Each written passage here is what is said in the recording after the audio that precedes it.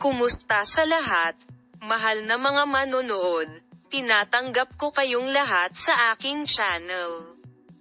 Tingnan ang anak ni Tuba Buick-Usten at Engin Acurek, na ikinasal 4 na taon na ang nakakaraan. Hindi naman siya kamukha ng tatay niya. Si Engin Acurek at Tuba Buick-Usten, na nagpuputong sa kanilang pagmamahalan na namulaklak sa set ng TV series na pinagbidahan nila noong 2014 na may kasal noong 2020, ay naging isa sa mga huwarang mag-asawa sa mundo ng sining.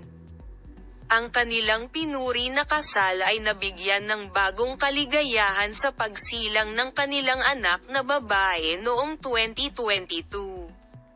Si Tuba Buick-Usten, na kumusta sa kanyang mga tagahanga sa kanyang pinakabagong proyekto, ang pelikulang Olive Branch, ay nag-e-enjoy sa tag-araw sa pamamagitan ng pagkakaroon ng bakasyon sa Sesame kasama ang kanyang asawa at anak na babae.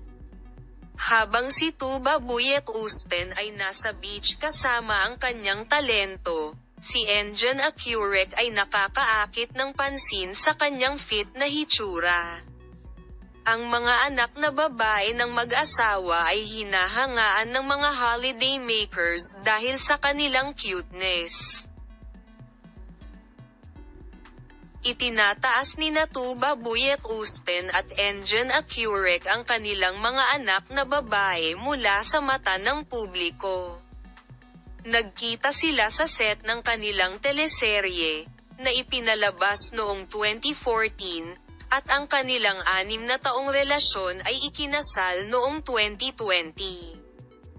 Ipinakita ko sa iyo ang magagandang larawan ng mapagmahal na pagbabahagi mula sa duo. Magkita-kita tayo sa mga bagong video.